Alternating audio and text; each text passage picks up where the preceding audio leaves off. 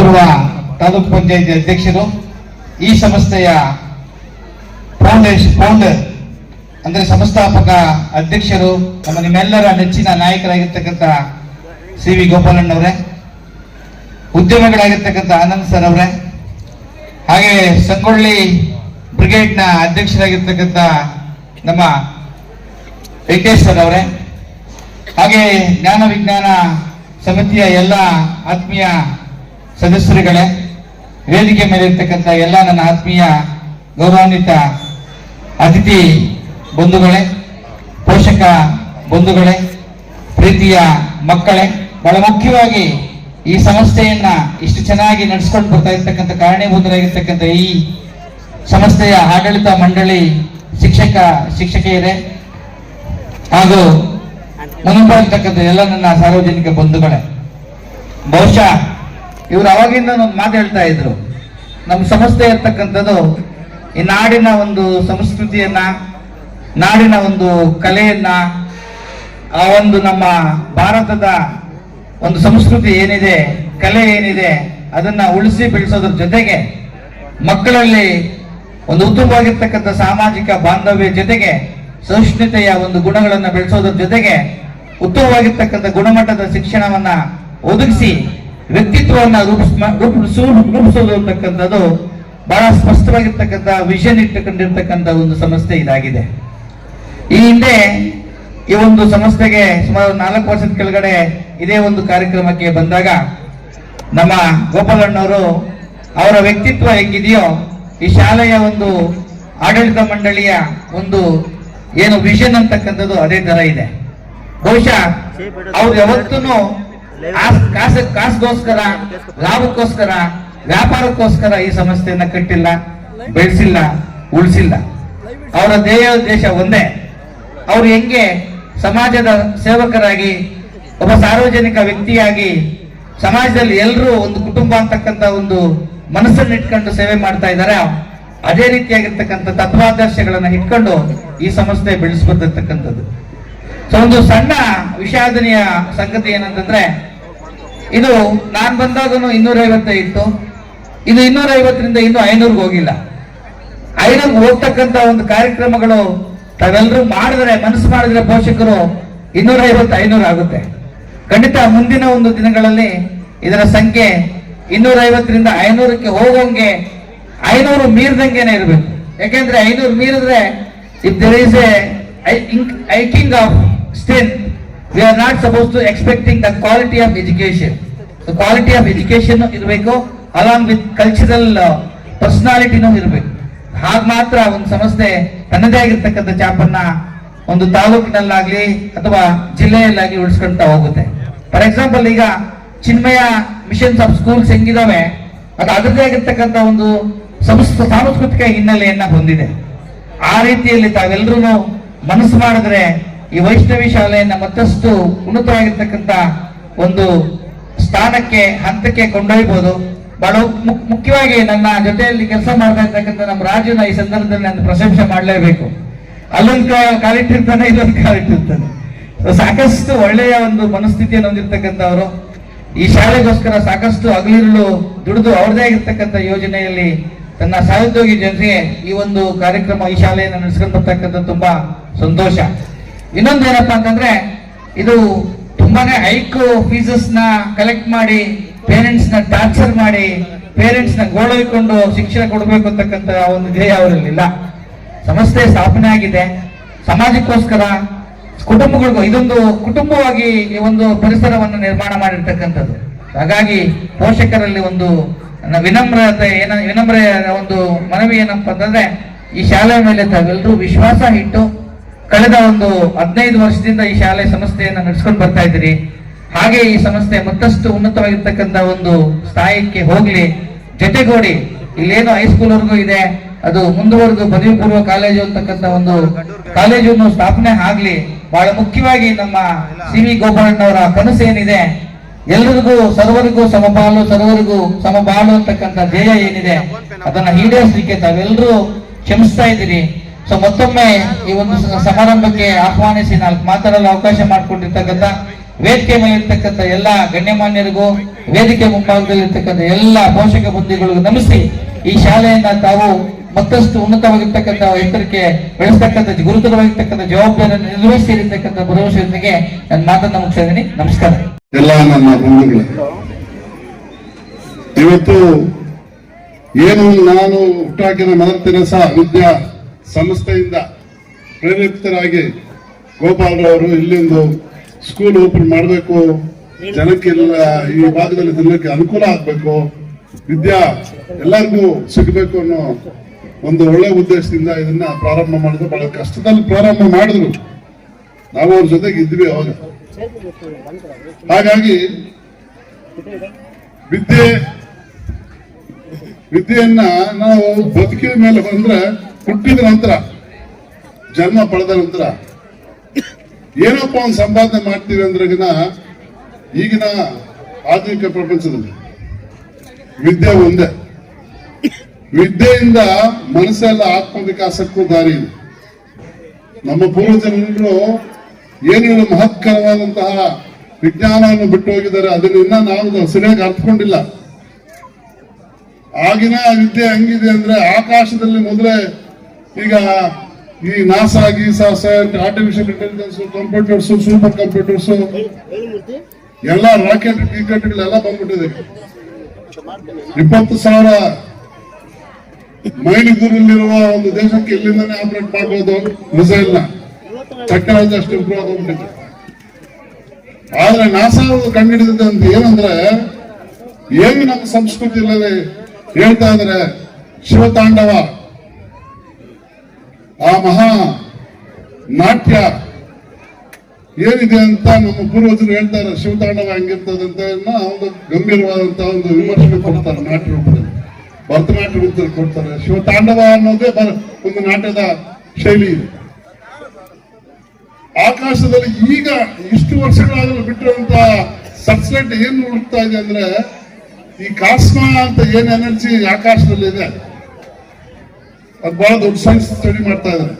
ಅದನ್ನ ನಟರಾಜನ ಯಾವ ಭಂಗಿಯಲ್ಲಿದೆ ಆ ಭಂಗಿಯಲ್ಲಿ ಒಂದು ಶಕ್ತಿ, ಒಂದು ಬೆಳಕು, ಒಂದು ಚೈತನ್ಯ, ಅದು ಆ ರೂಪದಲ್ಲಿ ಆ ರೀತಿ ಹಾವಭಾವಗಳನ್ನು ನಡೆಸ್ತಾ ಇದ್ದಾಗ ನಟರಾಜ ರೂಪ ನಂತರ ಅದನ್ನು ಪಿಕ್ಚರ್ ನಾಸಾದಲ್ಲಿ ಕಂಡಿರ್ತೀವಿ. ಇವತ್ತು ನಾಸಾದಲ್ಲಿ ಫೋಟೋ ಯಾರ್ದಿದೆ ಅಂದ್ರೆ ಪ್ರಪಂಚದಲ್ಲಿ ನಟರಾಜ ಸ್ವಾಮಿ ವಿಗ್ರಹ ಇರೋದು. ಯಾಕೆ ಮಾತಾಡ್ತಾ ಇದ್ರೆ ಪೂರ್ವಜರು ನಮ್ಗೆ ಎಷ್ಟು ಕಾಲ 10,000 ವರ್ಷಗಳಂತ ಇವರು ಈಗ ಹೇಳ್ತಾ ಇದಾರೆ, ಹೊತ್ತು ಸೈಂಟಿಫಿಕ್ ಆಗಿ. ಅದಕ್ಕೂ ಇಂದ ಎಷ್ಟು ಉಜ್ವಲವಾದಂತ ನಾವು ಜ್ಞಾನ ಹೊಂದಿದ್ದೀವಿ. ನಮ್ಮ ಶೈಲಿ ಹೆಂಗಿದೆ ಅಂದ್ರೆ, ನಟರಾಜನ ಒಂದು ಹಾವಭಾವಗಳನ್ನ ಈ ಕುರ್ತಿ ನಡೆಸುವಂತಹ ಒಂದು ಗಾಳಿ ಆಗಿರ್ಬೋದು, ಅದು ಬೆಳಕಾಗಿರ್ಬೋದು, ಇನ್ನ ನಾನಾ ಶಕ್ತಿಗಳಿವೆ. ಅವೆಲ್ಲ ಆ ರೀತಿಯ ಒಂದು ರೂಪ ತಾಳಿಕೊಂಡು ಪ್ರಕೃತಿ ನಡೆಸ್ತಾ ಇದೆ ಅಂತ ಅವ್ರು ಕಂಡುಹಿಡಿದಾಗ ಆ ಪಿಕ್ಚರ್ ಕಾಣ್ತದೆ ನಾಸಾದವ್ರಿಗೆ. ಅದಕ್ಕೆಮ್ಮೆ ತಮಿಳುನಾಡಲ್ಲಿರುವ ಚಿದಂಬರಂ ಟೆಂಪಲ್ ಬಂದು ಅಲ್ಲಿರುವ ನಟರಾಜ ವಿಗ್ರಹ ತಗೊಂಡೋಗಿ ಅಲ್ಲಿ ಇಟ್ಕೊಳ್ತಾರೆ. ವಿದ್ಯೆ ಅಷ್ಟು ಪ್ರಾಮುಖ್ಯತೆ ಇದೆ. ಮಕ್ಕಳಿಗೆ ನಾವು ವಿದ್ಯೆಯನ್ನು ಹೇಳ್ಕೊಳ್ಬೇಕಾದ್ರೆ ನಾನಾಷ್ಟು ವಿವಿಧವಾದಂತ ಜ್ಞಾನಗಳಿದೆ.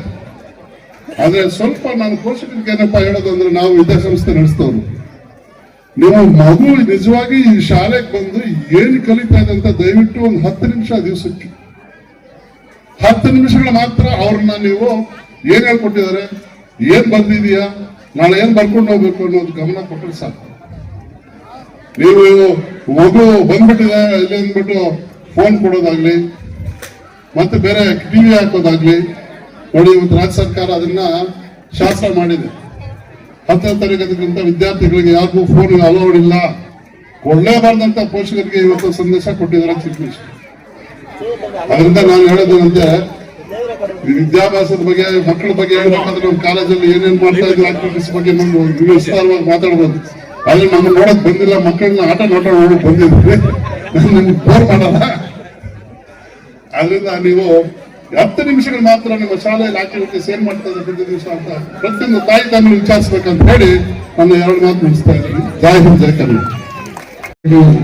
ಶಾಲಾ ವರ್ಷೋತ್ಸವ ಹಾಗೂ ಕಲಾ ವೈಭವ 2026 ಒಂದು ಕಾರ್ಯಕ್ರಮದಲ್ಲಿ ಆಸೀನರಾದಂತಹ ಗೌರವಾನ್ವಿತ ಈ ಶಾಲೆಯ ಮುಖ್ಯಸ್ಥರಾದ ಶ್ರೀ ಗೋಪಾಲನ್ ಅವರೇ ಹಾಗೂ ಕೃಷ್ಣಪ್ಪ ಸರ್ ಅವರೇ ಹಾಗೂ ನಮ್ಮ ಅಧಿಕಾರಿಗಳಾದ ಶ್ರೀಯುತ ಸೌಮ್ಯ ಸರ್ ಅವರೇ ಹಾಗೂ ವೇದಿಕೆ ಮೇಲೆ ಆಚರಿಸಿದಂತ ಎಲ್ಲ ಗೌರವಾನ್ವಿತ ಎಲ್ಲ ಅಧಿಕಾರಿ ವರ್ಗದವರೇ, ನಾಯಕ ಬಂಧುಗಳೇ, ಈ ಶಾಲೆಯ ಎಲ್ಲ ಮುಖ್ಯಸ್ಥರೇ ಹಾಗೂ ಪೋಷಕ ಬಂಧುಗಳೇ, ನಾವು ಪ್ರತಿ ವರ್ಷ ಈ ಒಂದು ಶಾಲೆಗೆ ಶಾಲಾ ವಾರ್ಷಿಕ ಪುಸ್ತಕ ವಿಸಿಟ್ ಮಾಡ್ತೀವಿ. ಈಗ ನಮ್ಗೆ ಶ್ರೀ ಗೋಪಾಲ್ ಅವರು ಕೇವಲ 2 ನಿಮಿಷ ಮಾತ್ರ ಅವಕಾಶ ಕೊಟ್ಟಿದ್ದಾರೆ. ನಾನು ಚಿಕ್ಕದಾಗಿ ವಿಷಯವನ್ನು ಹೇಳಿ ಮುಕ್ತಾಯ ಮಾಡ್ತಾ ಇದ್ದೇನೆ. ಪ್ರತಿ ವರ್ಷ ನಮ್ಮ ಕರ್ನಾಟಕ ಜ್ಞಾನ ವಿಜ್ಞಾನ ಸಮಿತಿಯಿಂದ ರಾಜ್ಯ ಮಟ್ಟದ ವಿಜ್ಞಾನ ಸ್ಪರ್ಧೆ ಹಾಗೂ ಸ್ವತಂತ್ರ ಚಳವಳಿಯ ಸ್ಪರ್ಧೆಗಳನ್ನ ಏರ್ಪಾಡು ಮಾಡ್ತೀವಿ. ಅದರಲ್ಲಿ ರಾಜ್ಯ ಮಟ್ಟದ ಸ್ಥಾನವನ್ನ ಪಡೆದಿದ್ದಾರಪ್ಪ ಅಂದ್ರೆ ಈ ನಮ್ಮ ವೈಷ್ಣವಿ ಶಾಲೆಯ ವಿದ್ಯಾರ್ಥಿ. ಇದಕ್ಕೆ ನಾನು ಹೆಮ್ಮೆಯಿಂದ ಹೇಳಲು ಇಷ್ಟಪಡ್ತಾ ಇದ್ದೀನಿ. ಇಲ್ಲಿ ಎಲ್ಲ ಶಿಕ್ಷಕರು ಶ್ರದ್ಧೆಯಿಂದ ಮಕ್ಕಳನ್ನ ಕ್ವಿಜ್ ಅಲ್ಲಿ ತಯಾರು ಮಾಡಿ ಕೇವಲ 32 ಸೆಕೆಂಡ್ಸ್ ಅಲ್ಲಿ 50 ಮಾರ್ಕ್ಸ್ ಗಳನ್ನ ಈ ಒಂದು ಮಗು ಪಡೆದಿದೆ. ಈ ಸಲ ಸಹ ಈ ಒಂದು ಶಾಲೆಯಲ್ಲಿ ಒಂದು ಮಗು ಪಡೆದಿದೆ. ಆ ಉದಯಿ ಎಂಬ ಹುಡುಗ ಈಗ ತಾಲೂಕು ಜಿಲ್ಲೆಯಲ್ಲಿ ಪ್ರಥಮ ಸ್ಥಾನ ಪಡೆದು ವೈಷ್ಣವಿ ಶಾಲೆಯ ಒಂದು ಕೀರ್ತಿ ಪತಾಕೆಯನ್ನ ಜಿಲ್ಲಾ ಮಟ್ಟದಲ್ಲಿ ಹಂಚಿದ್ದಾರೆ. 2024-25ನೇ ಸಾಲಿನಲ್ಲಿ ರಾಜ್ಯ ಮಟ್ಟದಲ್ಲಿ ಪ್ರಥಮ ಸ್ಥಾನ ಎಂದರೆ ವೈಷ್ಣವಿ ಶಾಲೆ ಮುಳಬಾಗಿಲು. ಇದನ್ನ ಹೇಳಿದಾಗ ನಮ್ಗೆ ತುಂಬಾ ಶ್ರವಂತಗೌಡ ಎಂಬ ಹುಡುಗ ರಾಜ್ಯ ಮಟ್ಟದಲ್ಲಿ ಪದ್ಮಶ್ರೀ ಪಡೆದಂತಹ ಮನೋತಜ್ಞ ಡಾಕ್ಟರ್ ಚಂದ್ರಶೇಖರ್ ಸರ್ ಅವರು ಹಾಗೂ ಬರ್ಗೂರು ರಾಮಚಂದ್ರಪ್ಪ ಸರ್ ಅವರು ಡಾಕ್ಟರ್ ಕವಿಗಳು ಅವರ ಸಮ್ಮುಖದಲ್ಲಿ ಆ ಹುಡುಗನಿಗೆ ಸನ್ಮಾನ ಮಾಡಿದಾಗ ನನಗೆ ತುಂಬಾ ಹೆಮ್ಮೆ ಆಯಿತು. ವೈಷ್ಣವಿ ಶಾಲೆಯ ವಿದ್ಯಾರ್ಥಿಗಳು ಎಷ್ಟು ಮಟ್ಟಕ್ಕೆ ಬೆಳೀತಾ ಇದ್ದಾರೆ. ಇಲ್ಲಿನ ಆಯೋಜಕರಾಗ್ಲಿ ಇಲ್ಲಿನ ಶಿಕ್ಷಕರಾಗ್ಲಿ ಅಷ್ಟು ಚೆನ್ನಾಗಿ ಮಕ್ಕಳಿಗೆ ವಿದ್ಯಾಭ್ಯಾಸ ಮಾಡ್ತಾ ಇದ್ದಾರೆ. ಇದೆಲ್ಲ ಪಾಲಕರ ಒಂದು ಸಹಕಾರ ಹಾಗೂ ನಿಮ್ಮೆಲ್ಲರ ಪುಣ್ಯ ಅಂತ ಹೇಳಲು ಇಚ್ಛೆ ಬಯಸುತ್ತದೆ. ಅದೇ ರೀತಿ ಈ ಒಂದು ಶಾಲೆ ಮುಂದೊಂದು ದಿನಗಳಲ್ಲಿಯೂ ಸಹ ಅತ್ಯುತ್ತಮವಾಗಿ ಬೆಳೀಲಿ ಅಂತ ಆಶಿಸುತ್ತಾ ಎಲ್ಲ ಪೋಷಕರು ಮಕ್ಕಳನ್ನ ಉತ್ತಮವಾದಂತಹ ಸದ್ಗುಣ ಮನೋಭಾವಗಳನ್ನ ಬೆಳೆಸಿ ವಿದ್ಯೆಯೇ ವಿನಯ ಭೂಷಣ ಅಂತ ಈಗಾಗಲೇ ಹೇಳಿದ್ದಾರೆ. ಅದಕ್ಕೆ ಚಿತ್ತವಿಲ್ಲದ ಗುಡಿ ಸುತ್ತಿದರೆ ಪದವಿಯನ್ನು ಎತ್ತು ಗಾನ ಒತ್ತುತ್ತಾ ನಿತ್ಯದಲ್ಲಿ ಸುದ್ದಿ ಬಂದಂತೆ ಸರ್ವಜ್ಞ ಅಂತಾರೆ. ಅದಕ್ಕೆ ಹೇಳಿದ್ದು ಯಾವುದೇ ವಿಷಯಗಳಲ್ಲಾಗಲಿ ಕಾಯ ವಾಚ ಮನಸ್ಸಿಂದ ಪೋಷಕರು ಜೊತೆಯಲ್ಲಿ ಇಲ್ಲಿ ತಕ್ಕ ಶಿಕ್ಷಕರು ಸಹ ಅಷ್ಟೇ ಶ್ರದ್ಧೆ ವಹಿಸಿ ಕಾರ್ಯನಿರ್ವಹಿಸ್ತಾ ಇದ್ದಾರೆ. ಅದರಿಂದ ಈ ಒಂದು ಅವಕಾಶಕ್ಕೆ ಧನ್ಯವಾದ ಸಲ್ಲಿಸುತ್ತಾ ನನ್ನ ಮಾತು ಮುಗಿಸಿದ್ರಿ. ಜೈ ಹಿಂದ್, ಜೈ ಕರ್ನಾಟಕ, ಜೈ ವೈಷ್ಣವಿ ಶಾಲೆ. ನಿಮ್ಮೆಲ್ಲರ ಕುತೂಹಲ ಏನು ಅಂತ ನಮ್ಗೆ ಗೊತ್ತು. ಮಕ್ಕಳ ನಿಮ್ಮ ಒಂದು ಪ್ರೀತಿಯ ಹೆಸರು ಮಕ್ಕಳು ಯಾವ ರೀತಿ ಕಾರ್ಯಕ್ರಮ ಮಾಡ್ತಾರೆ ಅಂತ ಜೊತೆಗೆ 2 ಮಾತು ನಿಮ್ಗೆ ನಮ್ಮ ಅನಿಸಿಕೆಯಲ್ಲಿ ತಿಳಿಸ್ಬೇಕು ಅಂತ ಹೇಳಿ ರಸ್ತೆ ಮೇಲೆ ಈ ಒಂದು ಕಾರ್ಯಕ್ರಮಕ್ಕೆ ನಮ್ಮನ್ನು ಕರೆದಿರ್ತಾರೆ. ಒಂದೇ ಒಂದು ಮಕ್ಕಳು ನೀವು ಮಕ್ಕಳಿಗೆ ಟೀಚರ್ಸ್ ಹತ್ರ ಒಂದು ಕಂಪ್ಲೇಂಟ್ ಮಾಡ್ತೀನಿ. ಮಗುವಿಗೆ ಏನಪ್ಪಾ ಅಂತಂದ್ರೆ ನಮ್ಮ ಮಗು ಮೊಬೈಲ್ ನೋಡುತ್ತೆ ಅಂತ. ಮಗುಗೆ ಮೊಬೈಲ್ ಕೊಟ್ಟವ್ರೆ ನೋಡೋದಕ್ಕೆ ಮೊಬೈಲ್ ಕೊಡೋದು ನಾವೇ ಮೊಬೈಲ್ ಕೊಡ್ತೀವಿ. ಏನಕ್ಕೆ ಅಂತಂದ್ರೆ ಊಟ ತಿಂತಾ ಇಲ್ಲ ಅಂತ ಮೊಬೈಲ್ ಕೊಡ್ತೀವಿ. ನಮ್ ಸೀರಿಯಲ್ ನೋಡಕ್ ಟೈಮ್ ಆಗೋಗಿ ಅಂತ ಮೊಬೈಲ್ ಕೊಡ್ತೀವಿ. ಫ್ರೆಂಡ್ಸ್ ಹತ್ರ ಚಾಟಿಂಗ್ ಮಾಡ್ಬೇಕು ಅಂತ ಹೇಳ್ಬಿಟ್ಟು ಮೊಬೈಲ್ ಕೊಡ್ತೀವಿ. ನೀವು ಮಾಡಿದಂತಹ ಒಂದು ಮೊದಲನೇ ತಪ್ಪು ಮೊಬೈಲ್ಗೆ ಮಗುನ ಅಡಿಕ್ಟ್ ಮಾಡ್ತಾ ಇದೆ. ಇದನ್ನ ಅವಾಯ್ಡ್ ಮಾಡಿ. ಮತ್ತೆ ಎರಡನೇದು, ಮಗು ಒಂದು ಸನ್ಮಾರ್ಗದಲ್ಲಿ ನಡಿಬೇಕು ಅಂತಂದ್ರೆ ಒಂದು ಸಿಂಪಲ್ ಲಾಜಿಕ್ ಕಲ್ತ್ಕೊಳ್ಳಿ. ಎತ್ತಿದ್ದೀರಾ ಮಕ್ಕಳನ್ನ ಬೆಳೆಸ್ಬೇಕು, ಒಳ್ಳೆ ಮಾರ್ಗಗಳಲ್ಲಿ ನಡೆಸ್ಬೇಕು ಅಂತಂದ್ರೆ ನೀವು ಮಾಡಬೇಕಾಗಿರೋದು ಒಂದೇ ಒಂದು. ಮಗು ಸಾಯಂಕಾಲ ಸ್ಕೂಲಿಂದ ಬಂದಿದ ತಕ್ಷಣ ಸ್ಕೂಲಲ್ಲಿ ಏನ್ ಕೊಟ್ರು, ಹೋಮ್ವರ್ಕ್ ಕೊಟ್ಟಿದಾರ ಬರ್ಸಿ ಅದನ್ನ ಒಂದ್ಸಲಿ ರಿವೈಸ್ ಮಾಡಿಸಿ ಓದಿಸಿ. ಹೋಮ್ವರ್ಕ್ ಬರ್ದ್ಬಿಟ್ಟಿದ್ಯಾ, ಎಷ್ಟಕ್ಕೆ ಬಿಟ್ಟು ಊಟ ತಿನ್ಬಿಟ್ಟಿವಿ ನೋಡಿ, ಬೇಡ ಬರ್ತಿದಾರ ಅದನ್ನ ಒಂದ್ಸಲಿ 2 ಸಲ ಓದಿಸಿ. ಕ್ಲಾಸ್ ಅಲ್ಲಿ ಏನ್ ಹೇಳ್ಕೊಟ್ಟಿರ್ತಾರೆ ಟೀಚರು ಅದನ್ನ ಹೋಮ್ವರ್ಕ್ ಕೊಟ್ಟಿರ್ತಾನೆ. ಆ ಹೋಮ್ವರ್ಕ್ ಅನ್ನ ಮಗು ಮನೆಯಲ್ಲಿ ಒಂದ್ಸಲಿ ಬರೆದು ಆನಂತರ ಅವ್ರು ಅದನ್ನ 2 ಸಲ ಓದಿದ್ರೆ ಮಗು ಕ್ಲಾಸ್ ಸ್ಟೂಡೆಂಟ್ ಆಗುತ್ತೆ.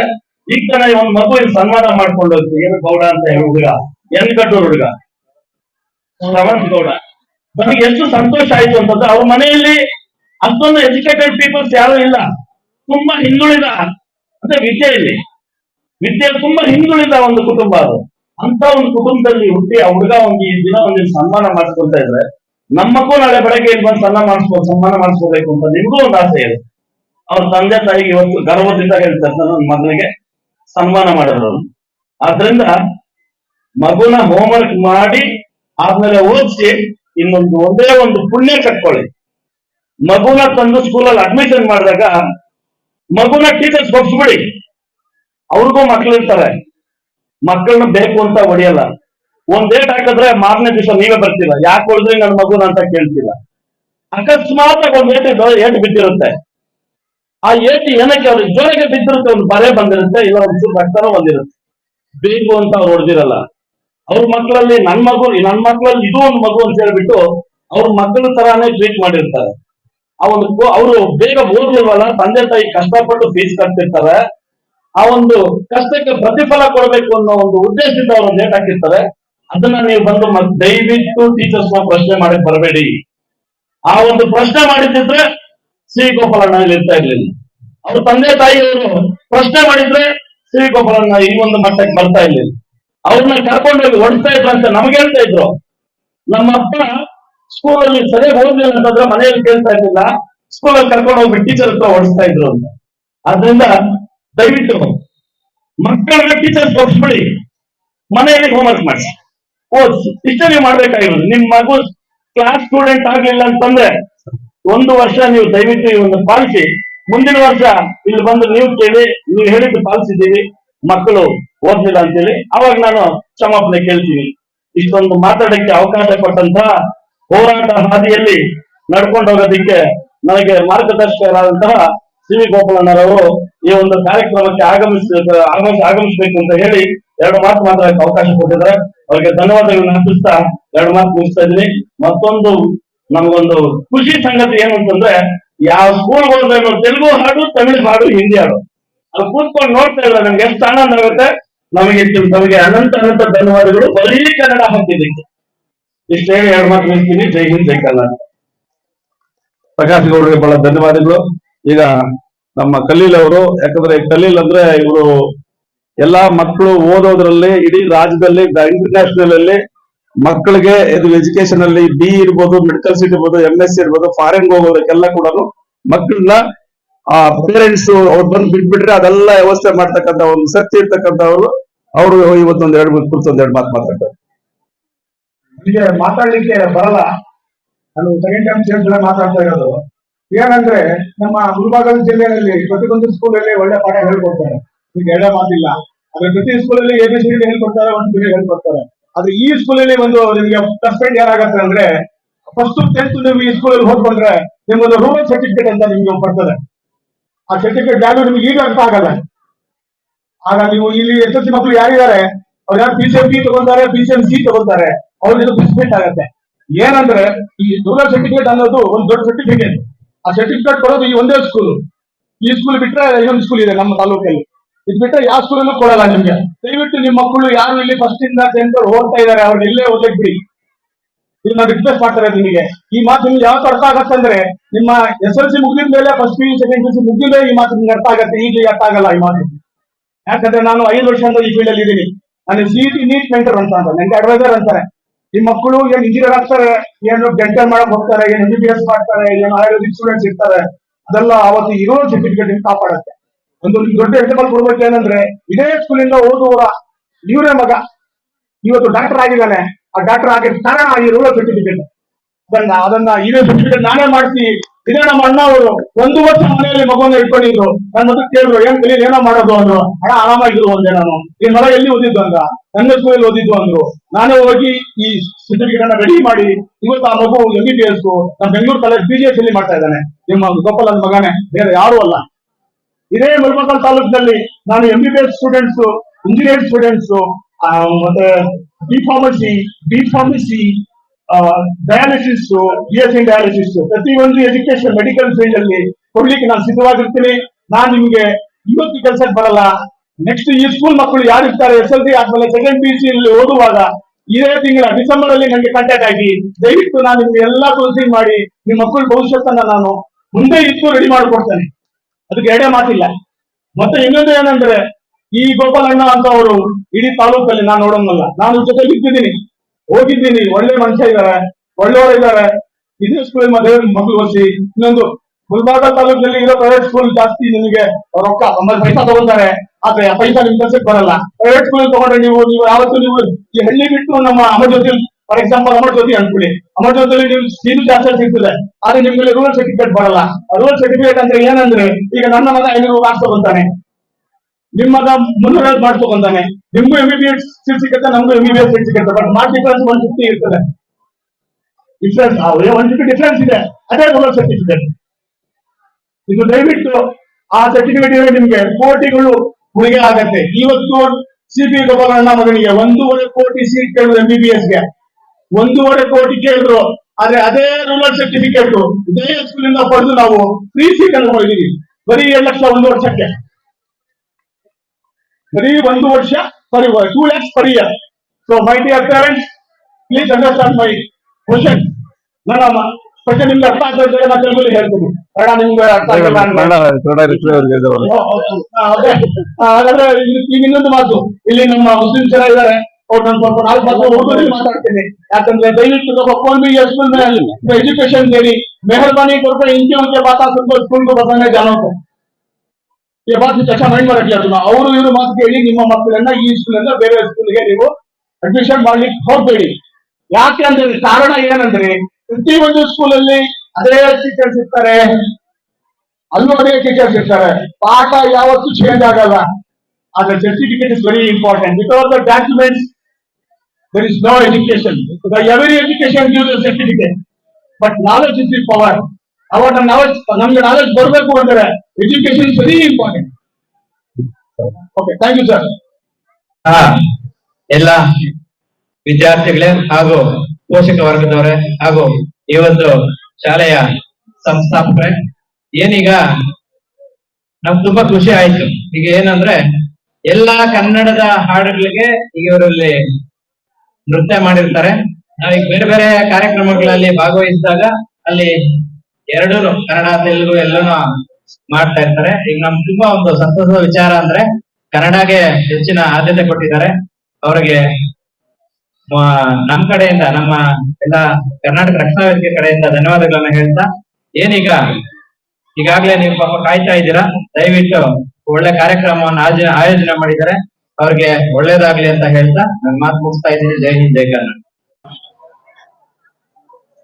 ಬಿಜಗುಂದಳ್ಳಿ ಗ್ರಾಮ ಪಂಚಾಯತಿ ವ್ಯಾಪ್ತಿಗೆ ಸೇರಿರ್ತಕ್ಕಂಥ ಪಿ ವೆಂಕಟಾಪುರ ಕ್ರಾಸ್ ಅಲ್ಲಿ ಮದರ್ ತೆರೇಸಾ ಟ್ರಸ್ಟ್ ವೈಷ್ಣವಿ ವಿದ್ಯಾಸಂಸ್ಥೆಯಲ್ಲಿ ಇವತ್ತು 15ನೇ ವಾರ್ಷಿಕೋತ್ಸವನ್ನ ಬಹಳ ಅದ್ದೂರಿಯಿಂದ ನಮ್ಮ ಶಾಲೆಯ ಸಿಬ್ಬಂದಿ ಮ್ಯಾನೇಜರ್, ಇವರು ವ್ಯವಸ್ಥಾಪಕರಾಗಿರ್ತಕ್ಕಂಥ ರಾಜಪ್ಪ ಮತ್ತು ರಾಜೇಶು ಮತ್ತು ಅವರು ನಮ್ಮ ಶಿಕ್ಷಕರ ಸಿಬ್ಬಂದಿ ಮುಖ್ಯೋಪಾಧ್ಯಾಯರು ಕೂಡ ಸೇರಿ ಬಹಳ ಇಲ್ಲೆಲ್ಲ ಕೂಡ ಡ್ಯಾನ್ಸ್ ಮಾಡಿಸ್ಬೇಕಂದ್ರೆ ಡ್ಯಾನ್ಸ್ ಪ್ರೋಗ್ರಾಮ್ಗೆ ಡ್ಯಾನ್ಸರ್ ಕರೆಸಿ ಡ್ಯಾನ್ಸ್ ಮಾಡಿಸ್ತಾರೆ ಸ್ಕೂಲ್ನಲ್ಲಿ. ಆದ್ರೆ ಈ ವೈಷ್ಣವಿ ಸ್ಕೂಲಲ್ಲಿ ನಮ್ಮ ಸ್ಟಾಫೇ, ನಮ್ಮ ಶಿಕ್ಷಕರೇ ಇವತ್ತು ಈ ಮಕ್ಕಳೆಲ್ಲ ಇಷ್ಟೊಂದು ತಯಾರು ಮಾಡಿದ್ದಾರೆ. ಅವರಿಗೆ ಮೊದಲನೇದಾಗಿ ವೈಷ್ಣವಿ ಶಾಲೆಯ ಮುಖ್ಯೋಪಾಧ್ಯಾಯರು, ವ್ಯವಸ್ಥಾಪಕರು, ಎಲ್ಲ ನನ್ನ ನೆಚ್ಚಿನ ತಂಗಿಯಾಗಿರ್ತಕ್ಕಂಥ ಶಿಕ್ಷಕಿಯರೇ, ಏನ್ ಈಗಾಗಲೇ ಎಲ್ಲರೂ ಕೂಡ ವೇದಿಕೆಗೆ ಎಲ್ಲ ಹಿರಿಯರೆಲ್ಲ ಕೂಡ ಬಂದಿದ್ದು ಒಳ್ಳೆ. ಈಗಾಗಲೇ ಇರ್ತಕ್ಕಂಥ ನಮ್ಮ ಹರೀಶ್ ಗೌಡ್ರು ಇರ್ಬೋದು, ಕಲೀಲ್ ಇರ್ಬೋದು, ನಮ್ಮ ಮಂಜಣ್ಣ ಇರ್ಬೋದು, ನಮ್ಮ ರಾಜೇಶ್, ರಾಜಪ್ಪ ಮತ್ತೆ ಕಲೀಲ್ ಎಲ್ಲ ಕೂಡ ಇಲ್ಲಿ ಇರ್ತಕ್ಕಂಥ ಎಲ್ಲ ಶಿಕ್ಷಕರು ಮತ್ತೆ ಇಲ್ಲಿ ವೇದಿಕೆ ಮೇಲೆ ಇರ್ತಕ್ಕಂಥ ಎಲ್ಲ ನನ್ನ ನೆಚ್ಚಿನ ಅಣ್ಣ ತಮ್ಮರು, ಅಕ್ಕ ತಂಗಿಯರೇ, ಇವತ್ತೇನು ಈ ಶಾಲೆಯಲ್ಲಿ ಪ್ರತಿ ವರ್ಷನೂ ಈ ಕಾರ್ಯಕ್ರಮ ಇರ್ತೀವಿ ಅಂತ ಹೇಳಿದ್ರೆ ಮಕ್ಕಳಿಗೆ ಒಂದು ಆಸೆ, ಅವ್ರಿಗೊಂದು ಆಸಕ್ತಿ ಇರ್ತದೆ. ಈ ಡ್ಯಾನ್ಸ್ ಮಾಡೋದ್ರಿಂದ ನಿಮ್ಗೂ ಒಂದು ಖುಷಿ ಇರ್ತದೆ, ಆ ಮಕ್ಕಳಿಗೂ ಒಂದು ಖುಷಿ ಇರ್ತಾರೆ. ಯಾಕಂದ್ರೆ ಇವತ್ತು ವಿದ್ಯಾಭ್ಯಾಸಕ್ಕೆ ನೀವು ಕಷ್ಟ ಬಿದ್ದು ಮಕ್ಕಳಿಗೆ ಸಿನಿಮಾ ಹೆಸರು ಸಾಕೊಂಡು ಕೂಲಿಗೆ ಹೋಗಿ ಆ ಮಕ್ಕಳನ್ನ ಇವತ್ತು ಪೋಷಣೆ ಮಾಡಿ ಇವತ್ತು ಸೋಲಿಸ್ತಾ ಇದ್ದೀನಿ. ನಂಗೊಂದು ನೋವೇನಂದ್ರೆ, ದಯವಿಟ್ಟು ಮಕ್ಕಳನ್ನ ಮನೆಯಲ್ಲಿ ಕೊಡಬಾರದು. ಅದ್ರ ಇನ್ನೊಂದ್ ಜೊತೆಗೆ ಏನಾಗುತ್ತೆ ಅಂದ್ರೆ, 3 ಜನ ಮಕ್ಳಿದ್ರೆ, 1 ಗಂಡು ಮಗುದ್ರೆ, 2 ಹೆಣ್ಣು ಮಕ್ಳಿದ್ರೆ ಏನ್ ಮಾಡ್ತೀರಿ ಅಂದ್ರೆ, ನೀವು ಹೆಚ್ಚಿಗೆ ಆದ್ಯತೆ ಗಂಡು ಮಗು ಕೊಡ್ತೀರಿ, ಹೆಣ್ಣು ಮಕ್ಳು ಕೊಡಲ್ಲ. ಹೆಣ್ಣು ಮಕ್ಳೇ ಇವತ್ತು ಚೆನ್ನಾಗಿ ಒಳ್ಳೇದು. ಅವನಿಗೆ ಎಲ್ಲ 2 ವರ್ಷ ಎಲ್ಲಾ ಸೌಕರ್ಯ ಅವ್ರು ಮಾಡ್ತಾರೆ. ಹೆಣ್ಣು ಮಕ್ಳು ಆ ಮಗುಗೆ ಸ್ನಾನ ಮಾಡಿಸೋದು, ಗಂಡು ಮಗು ಎಲ್ಲ ಮಾಡ್ತಾರೆ. ಅವನಿಗೆ 7ನೇ ಕ್ಲಾಸ್ಗೆ ಫೋನ್ ಕೊಡ್ತೀವಿ. ದಯವಿಟ್ಟು ಫೋನ್ ಕೊಡ್ಬೇಡ್ರಿ. ಇವತ್ತು ಈ ಸಮಸ್ಯೆಯಲ್ಲಿ ದಯವಿಟ್ಟು ಏನು ಈಗಾಗಲೇ ನಮ್ಮ ಪತ್ರಿಕಾ ಮಾಧ್ಯಮ ಮುಂದೆ ಮನವಿ ಮಾಡ್ತೀನಿ. ಈಗಾಗಲೇ ನನಗೇನು ಯಾರು ಕೂಡ ಸಂಭಾವನೆ ಕೊಟ್ಟು ನನಗೆ ದುಡ್ಡು ಕಾಸು ಕೊಟ್ಟು ಸಹಕಾರ ಮಾಡಿ ಬಿಲ್ಡಿಂಗ್ ಕಟ್ಟಿ ಶಾಲೆ ಓಪನ್ ಮಾಡಿಲ್ಲ ನಾನು. ಇವತ್ತು ನನ್ನ ತಮ್ಮ ನಮ್ಮಲ್ಲಿ ಇಲ್ಲ, ಜಿ ಶ್ರೀನಿವಾಸು ಅವರು ನಿಧನ ಆಗಿರ್ತಾರೆ.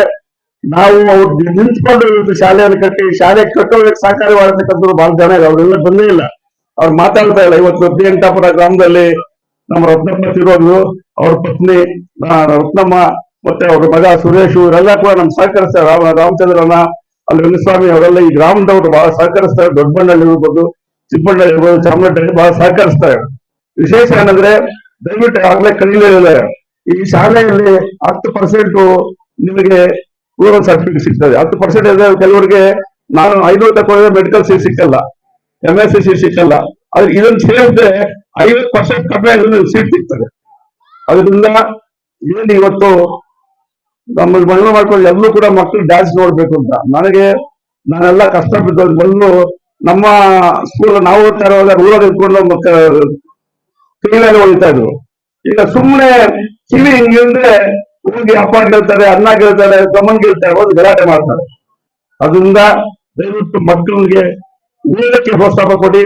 ದಯವಿಟ್ಟು ಮನೆಯಲ್ಲಿ ಇಲ್ಲಿ ಏನ್ ಹೋಮ್ವರ್ಕ್ ಮಾಡ್ತಾರೆ ಆ ಹೋಮ್ವರ್ಕ್ ಮನೆಯಲ್ಲಿ ತಾವು ಕೇಳ್ಬೇಕು. ಅದ್ರ ಜೊತೆಗೆ ಒಂದೆರಡು ದಿವಸ ಬಿಟ್ಟು ಶಿಕ್ಷಕರನ್ನು ಕೇಳಿ ಚೆನ್ನಾಗಿ ಓದ್ತಾ ಇದ್ದಾರೆ, ಅದರಿಂದ ಸ್ವಲ್ಪ ಹೆಚ್ಚು ಕಡಿಮೆ ಇದ್ರೆ ನಾವು ಸರಿ ಮಾಡ್ತೀವಿ. ಅದರಿಂದ ಏನು ಈಗಾಗಲೇ ಸ್ವಲ್ಪ ತಡವಾಗಿದೆ, ಎಲ್ಲ ಕೂಡ ಊಟ ಇದೆ, ಊಟ ದಯವಿಟ್ಟು ಎಲ್ಲ ಊಟ ತಿನ್ಬೇಕು. ಅಲ್ಲಿ ಜನರ ಎಲ್ಲ ಬಂದು ಊಟ ವ್ಯವಸ್ಥೆ ಮಾಡ್ಬೇಕು ಅಂತ ನಾನು ಮನವಿ ಮಾಡ್ಕೊಳ್ತೀನಿ. ದಯವಿಟ್ಟು ಎಲ್ಲ ತಿನ್ಬೇಕು. ಎಲ್ಲ ಶಿಕ್ಷಕರಿಗೂ, ಆಯಾಗಳಿಗೂ, ಡ್ರೈವರ್ಗೂ, ಇಲ್ಲಿ ಬಂದಿರ್ತಕ್ಕಂಥ ನನ್ನ ಅನಂತ ಮನವಿಗೆ ಒಂದಿಸಿ ನಾನು ಮಾತನ್ನ ಮುಕ್ತಾಯ ಮಾಡ್ತೀನಿ. ಜೈ ಹಿಂದ್, ಜೈ ಕರ್ನಾಟಕ.